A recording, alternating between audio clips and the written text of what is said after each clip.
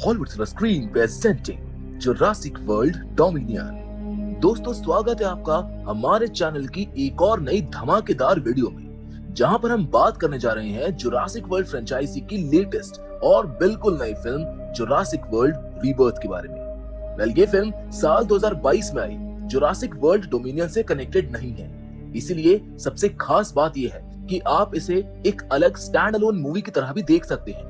मतलब इसको समझने के लिए आपको पुराने फिल्म्स देखने की कोई जरूरत नहीं है। ये कहानी एक ऐसे काल्पनिक भविष्य में लेकर जाती है जहां इंसान और डायनासोर एक साथ इस धरती पर रह रहे हैं। इस फिल्म की कहानी का समय है साल 2027, यानी आज से ठीक 2 साल आगे की कहानी है। इस कहानी को समझने के लिए हमें ये समझना जरूरी होगा कि आखिर डायनासोर इस धरती से एक्सटिंक्ट क्यों हुए।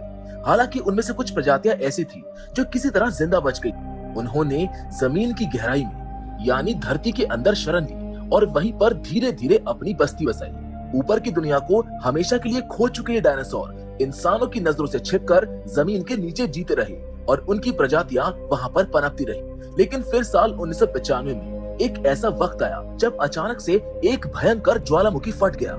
इस विस्फोट ने न सिर्फ धरती को झकझोर कर रख दिया, बल्कि गहराइयों में मौजूद उन डायनासोरों के लिए रास्ते भी खोल दिए जो अब तक नीचे छुपे हुए थे, और इसी रास्ते से वो सतह पर आ गए, उस दुनिया में जहां पर अब इंसान राज कर रहे थे। शुरुआत में तो डायनासोर जंगलों और दूर दराज के इलाकों में रहे, लेकिन धीरे धीरे उन्होंने इंसानी दुनिया को भी अपनी मौजूदगी का एहसास कराना शुरू कर दिया।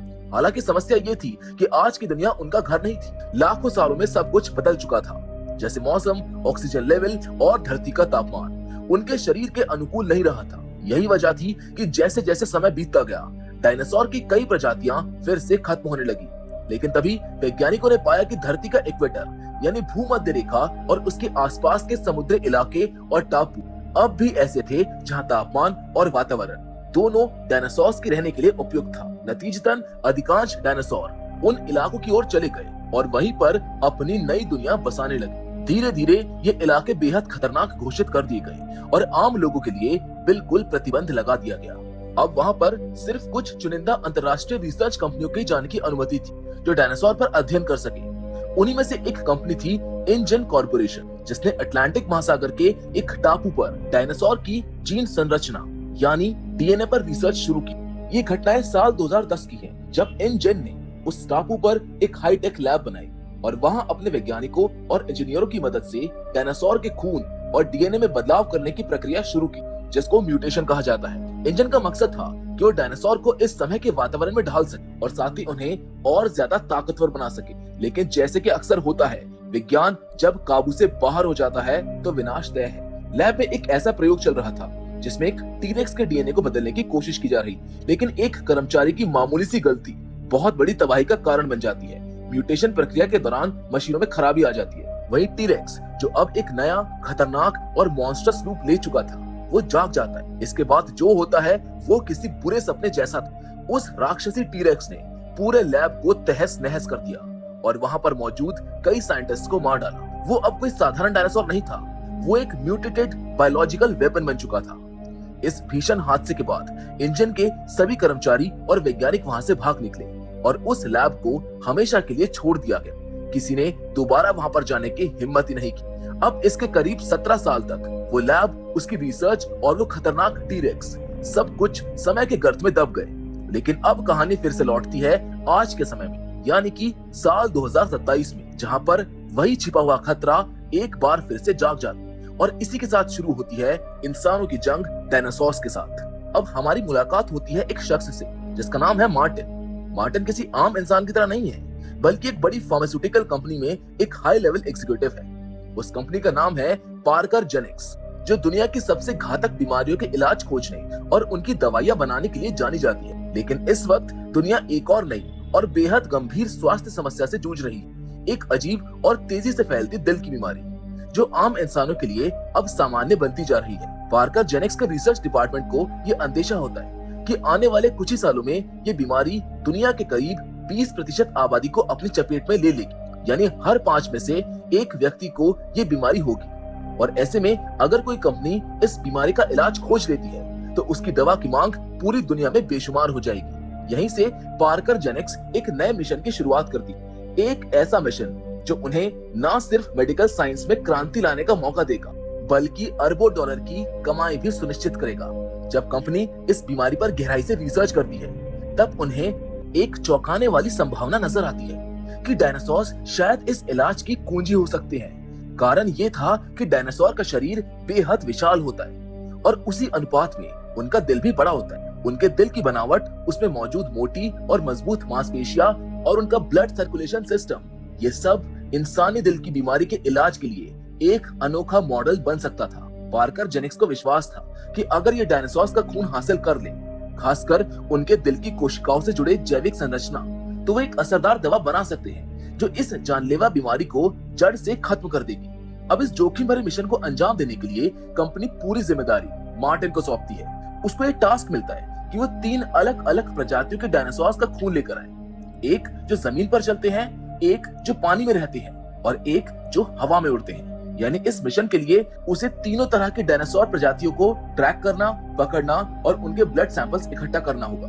लेकिन ये काम इतना आसान नहीं था, क्योंकि ये डायनासोर्स दुनिया के सबसे खतरनाक और प्रतिबंधित इलाकों में रह रहे थे। मार्टिन जानता था कि ये मिशन वो अकेले नहीं कर सकता है, इसीलिए वो अपनी एक एक्सपर्ट टीम बनाने का फैसला करता। इसी कड़ी में उसकी मुलाकात होती है जोरा से, जो असल में एक पूर्व स्पेशल फोर्स कमांडो रह चुकी है। फिल्म में जोरा का किरदार निभाया स्कारलेट जॉनसन, जिन्हें हम मार्वल यूनिवर्स में ब्लैक विडो के रूप में भी जानते हैं। जोरा सिर्फ एक सैनिक नहीं थी, बल्कि उसे जंगली इलाकों में सर्वाइवल करने, हाईटेक हथियारों का इस्तेमाल करने और हर तरह के खतरों से निपटने की महारत हासिल थी। और यही वजह थी कि मार्टिन को लगा कि ये मिशन अगर उसके साथ मिलकर कोई पूरा कर सकता है, तो वो सिर्फ जोरा ही हो सकती है। जोरा को अपनी टीम में शामिल करने के लिए मार्टिन उसको सीधा $10 मिलियन का ऑफर देता है, जो सच में काफी बड़ी रकम होती है। लेकिन इससे भी ज्यादा जोरा को जो आकर्षित कर रहा था, वो इस मिशन का एडवेंचर था।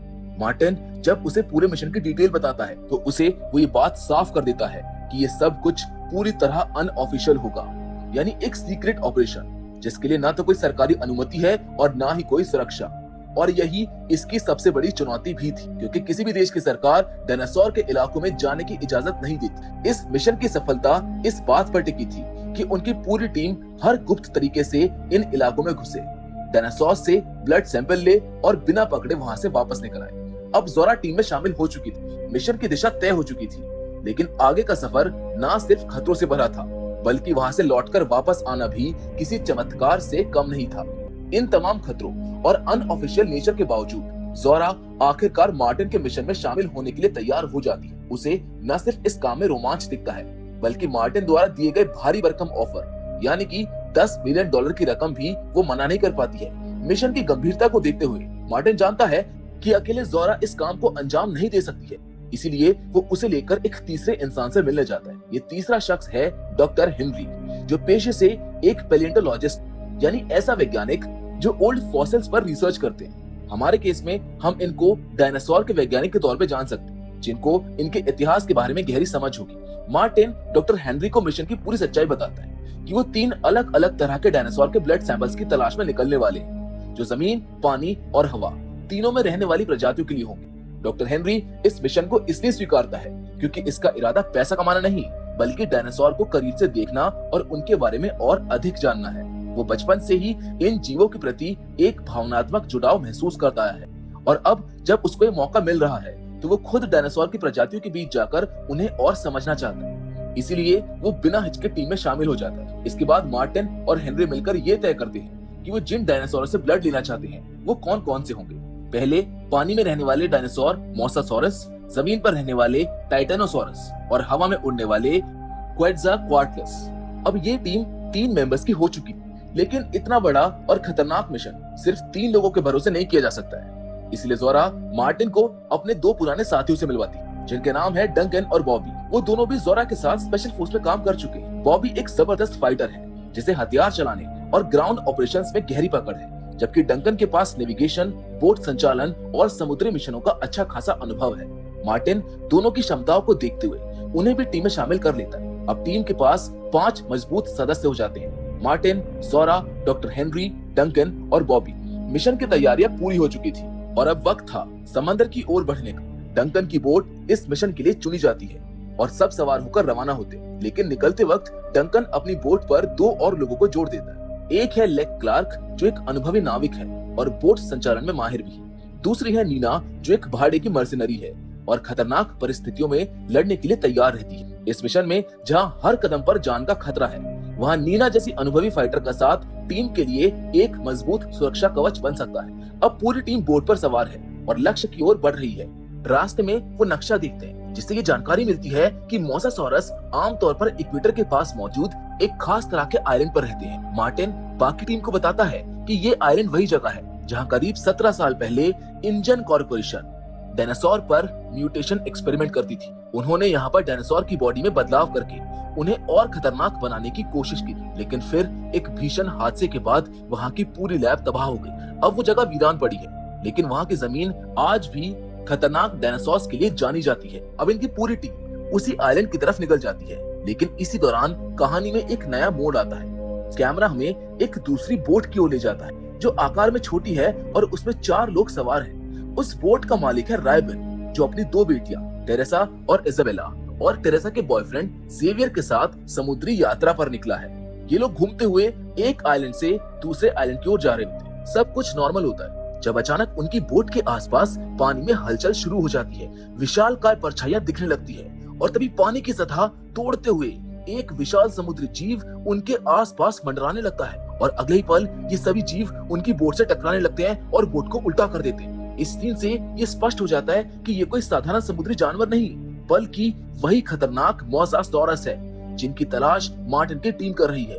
हालांकि बोट पलट जाती है, लेकिन सौभाग्य से रायबन, उनकी दोनों बेटियां और जेवियर सभी किसी तरह जान बचाकर पानी में तैरते हुए अपनी बोट के मलबे के पास आते हैं। वो जल्दी से एक रेडियो निकालते हैं और आसपास सहायता के लिए रेडियो सिग्नल्स भेजना शुरू कर देते हैं। रायबन रेडियो की मदद से अपनी लोकेशन भी शेयर करता है और ठीक उसी समय मार्टिन की टीम जिस बोट पर है उस पर डंकन को रेडियो फ्रीक्वेंसी सुनाई देती है। डंकन तुरंत समझ जाता है कि उनके आसपास कोई और भी है जो समुद्र में मुसीबत में है। रायबन की भेजी गई लोकेशन के अनुसार वो उनकी बोट से महज 28 मील यानी लगभग 45 किलोमीटर की दूरी पर है। अब मार्टिन के सामने एक नया निर्णय खड़ा है। क्या वो इस सिग्नल पर रिस्पॉन्ड करेंगे या सीधा अपने मिशन की ओर बढ़ते रहेंगे? कहानी अब उस मोड़ पर पहुंचती है जहां हर फैसला जिंदगी और मौत के बीच की दूरी को तय कर सकता है। जैसे डंकन को रेडियो पर सिग्नल मिलते हैं, वो ये समझ जाता है कि मदद की जरूरत पास में ही है और संयोग से उनकी बोट उस लोकेशन से ज्यादा दूर भी नहीं है, ठीक उसी आइलैंड के पास जहां पर उन्हें अपने मिशन के लिए जाना था।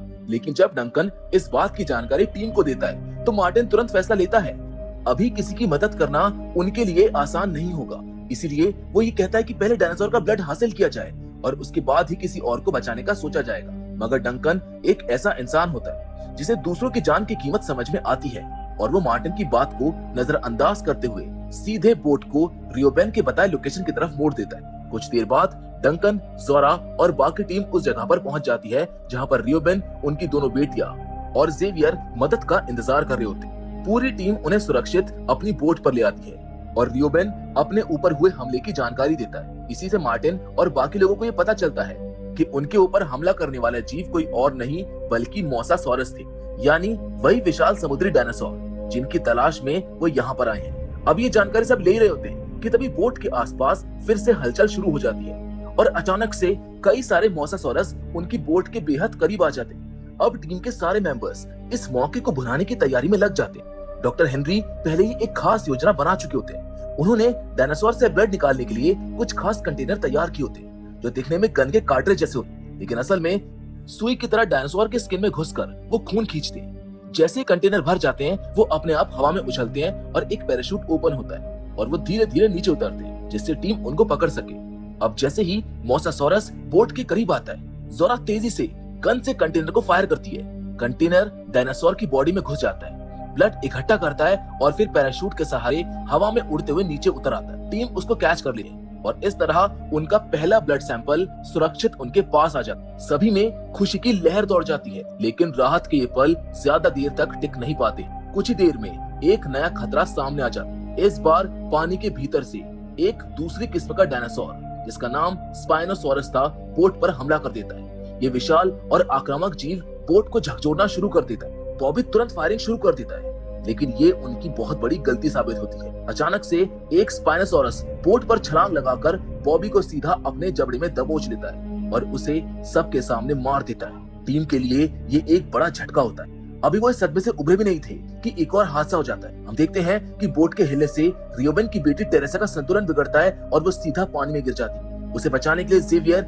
रियोबेन और इसाबेल भी तुरंत पानी में कूद जाते हैं और किसी तरह तैरते हुए पास के एक आइलैंड तक पहुंच जाते हैं। इधर डंकन बोट को संभालते हुए बचे हुए लोगों को लेकर आइलैंड की ओर बढ़ता है, लेकिन जैसे वो किनारे तक पहुंचते हैं, बोट तेजी से चट्टानों से टकरा जाती है, जिससे बोट को काफी नुकसान पहुंचता है। फिर भी किस्मत से सभी सदस्य सुरक्षित बाहर निकल आते हैं। किनारे पर पहुंचते ही एक और बड़ा नुकसान होता है। नीना, जो मर्सिनरी थी, उस पर भी एक स्पाइनोसॉरस हमला करता है और उसे सबके सामने मार डालता है। यानी बॉबी के बाद टीम अब नीना को भी खो चुकी है। अब स्थिति काफी गंभीर हो जाती है।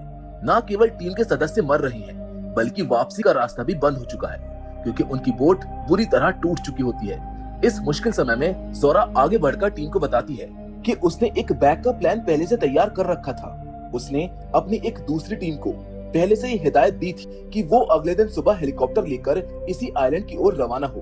अगर ऊंचाई पर कोई दिखाई देगा तो उनको रेस्क्यू कर लिया जाएगा, लेकिन इसमें एक बड़ी शर्त ये है कि हेलीकॉप्टर बहुत कम वक्त के लिए ऊपर से निगरानी करेगा, और अगर उस दौरान टीम का कोई भी मेंबर ऊंचाई पर नजर नहीं आएगा तो पायलट समझ जाएगा कि मिशन फेल हो चुका है और सभी मारे जा चुके हैं। डंकन ये बात समझते हुए कहता है कि हेलीकॉप्टर वाले लोग भी इस टापू के खतरे को जानते हैं, इसीलिए वो नीचे नहीं उतरेंगे।